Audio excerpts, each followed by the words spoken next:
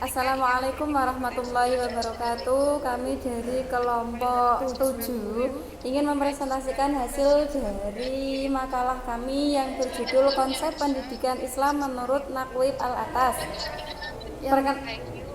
Perkenalkan dulu, nama saya Dwi Sekar Arum. Saya Nurul Abdah Lailia.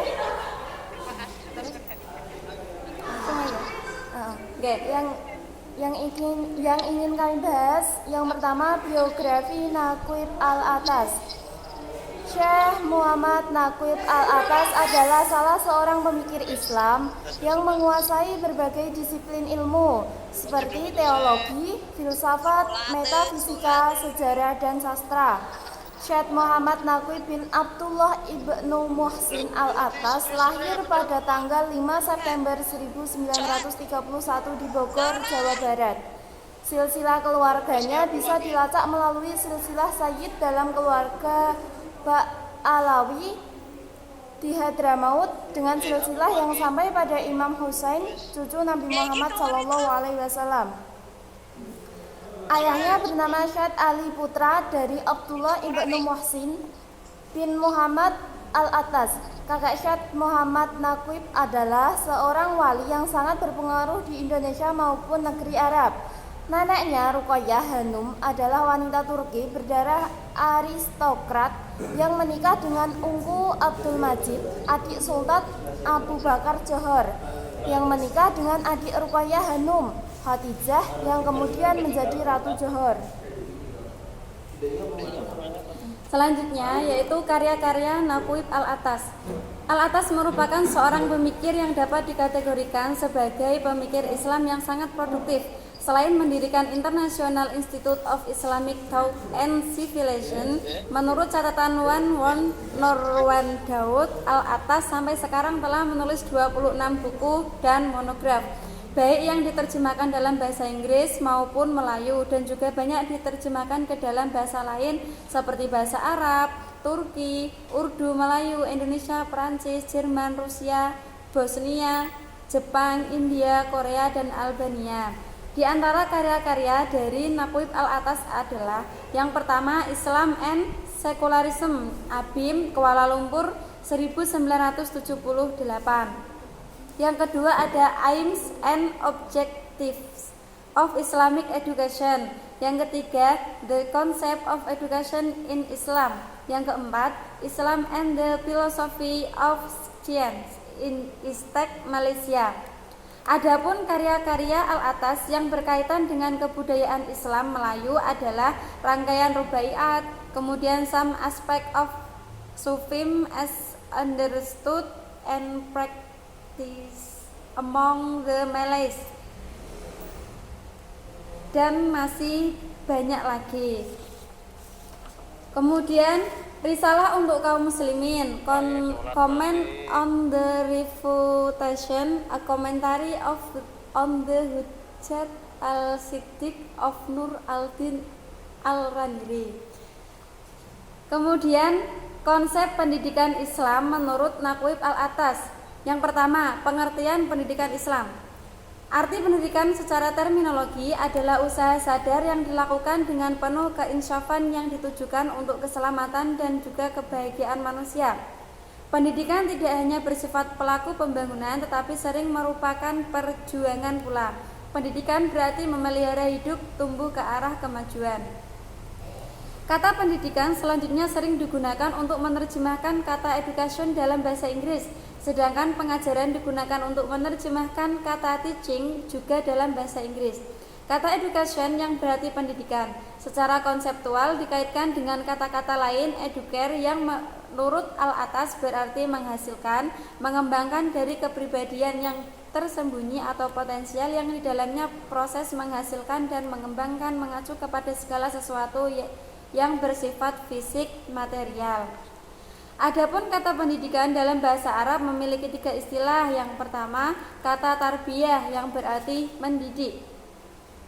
Kedua, kata taklim yang berarti mendidik atau mengajarkan, dan juga ta'dib yang berarti mengajarkan. Yang kedua ada tujuan pendidikan Islam. Tujuan pendidikan adalah masalah inti dalam pendidikan. Hakikat atau tujuan pendidikan harus berorientasi kepada manusia. Oleh sebab itu, pendidikan dan manusia tidak bisa dipisah-pisahkan. Rumusan tentang tujuan pendidikan Islam menurut Kongres Pendidikan Islam Sedunia di Islam tahun 1980 menunjukkan bahwa pendidikan harus merealisasikan cita-cita atau idealitas Islam yang mencakup pengembangan kepribadian muslim yang bersifat menyeluruh secara harmonis berdasarkan potensi psikologis dan fisiologis atau jasmaniah manusia yang mengacu kepada keimanan dan sekaligus berilmu pengetahuan secara berkesinambungan sehingga terbentuklah manusia muslim yang paripurna yang berjiwa tawakal atau menyerahkan diri secara total kepada Allah. Sedangkan tujuan pendidikan menurut Al-Atas bagaimana dikutip oleh Ismail SM bahwa tujuan mencari pengetahuan dalam Islam ialah menanamkan kebaikan dalam diri sendiri sebagai manusia maupun sebagai diri individu. Ismail SM menegaskan bahwa tujuan pendidikan Islam adalah lebih berorientasi pada individu. Al-Atas menjelaskan bahwa tujuan pendidikan dalam Islam adalah untuk membentuk dan menghasilkan manusia yang baik dalam konsep manusia yang berarti tepat sebagai manusia adab, yakni meliputi kehidupan material dan spiritual manusia. Yang ketiga, ada sistem pendidikan Islam. Tujuan pendidikan merupakan proses untuk menjadikan seorang manusia yang baik. Al-Atas mengkritik model-model universitas barat yang tidak mencerminkan manusia, melainkan lebih mencerminkan negara sekuler. Menurut Al-Atas, di barat tidak ditemukan sosok manusia sempurna yang dapat dijadikan model untuk ditiru dalam hidup dan yang dapat memproyeksikan pengetahuan dan tindakan dalam bentuk universal sebagai universitas. Bagi Al-Atas, hanya Islam yang mempunyai figur manusia universal, yaitu pribadi Nabi Muhammad SAW. Karena konsep pendidikan dalam Islam berkaitan dan berkenaan dengan manusia, maka perumusannya sebagai satu sistem juga harus mengambil model manusia sebagaimana ada dalam pribadi Nabi SAW. Dalam konteks pemikiran Al-Atas, sistem yang dimaksud adalah rangkaian yang tersusun dan saling berkaitan dari komponen yang bekerja untuk mencapai tujuan pendidikan, yakni manusia, ilmu pengetahuan, dan universitas. Pengetahuan adalah pemberian Allah, the good gift knowledge, mengacu pada fakultas dan indera rohaniyah manusia, sedangkan ilmu capaian mengacu pada fakultas dan indera jasmaniah. Sementara intelek atau akal adalah mata rantai penghubung antara yang jasmani dan yang rohani, karena akal pada hakikatnya adalah substansi rohaniyah yang menjadikan manusia bisa memahami hakikat dan kebenaran rohaniyah. Bagi Al-Atas, sistem pendidikan dibagi dalam 3 tahapan, yaitu rendah, menengah, dan juga tinggi. Pengetahuan inti pada tingkat universitas didasarkan pada beberapa konsep unsur esensial, yaitu manusia, sifat agama, dan juga keterlibatan manusia di dalamnya.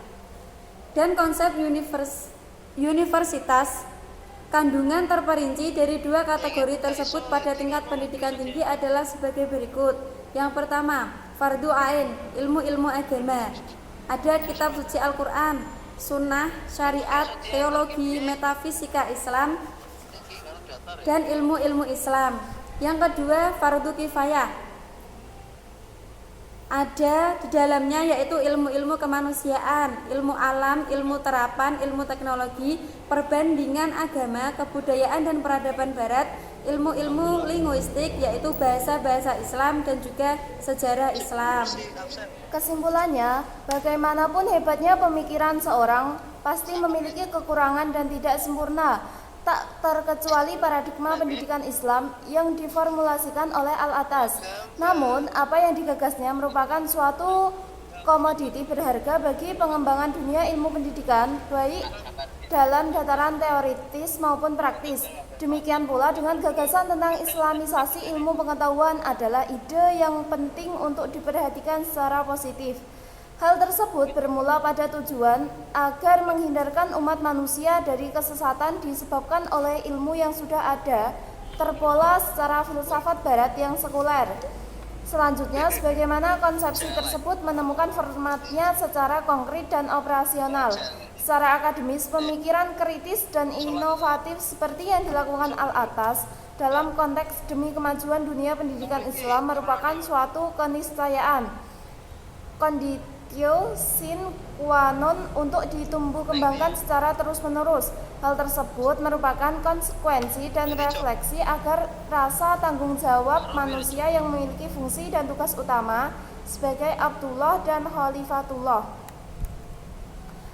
Al-Attas berpendapat bahwa ilmu pengetahuan dapat diperoleh manusia melalui suatu proses intuitif. Hal ini dapat dimengerti karena semua yang tampak dan merupakan realitas adalah Tuhan. Dari Tuhan inilah adanya pancaran atau dengan kata lain melimpah menjadi wujud-wujud yang sangat banyak, yang diantaranya adalah ilmu pengetahuan. Cukup sekian presentasi dari kelompok 7. Apabila ada salah kata atau kurang dalam menjelaskan materi, mohon dimaafkan. Cukup sekian. Wassalamualaikum warahmatullahi wabarakatuh.